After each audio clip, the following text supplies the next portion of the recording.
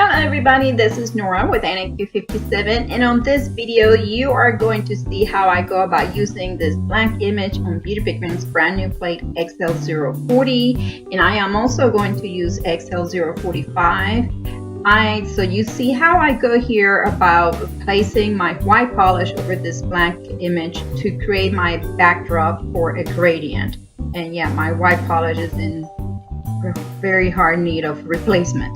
But so the key here is to use a very thin scraper and a very sticky stamper to pick up your color, okay? I love using this method for the backdrop of the gradient because it just makes the polish dry pretty fast, and especially a white one. So we know what kind of if I was to use this as lumpy as it is to attempt to paint my nail with it, it will be a nightmare. It will be super streaky. So yeah, I can stamp it and just go on with it.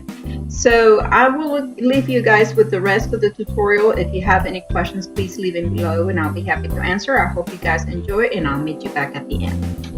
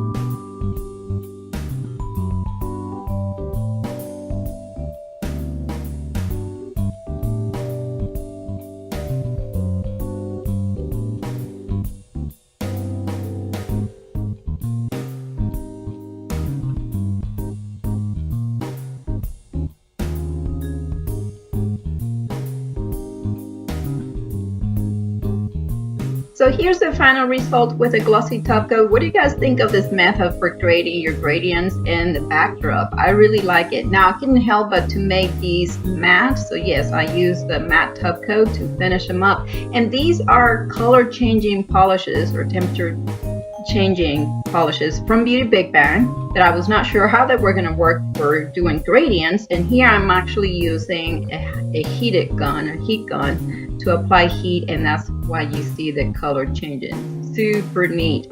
So I hope you guys enjoyed this video. If you did, please give it a thumbs up, subscribe for more, and thank you for watching.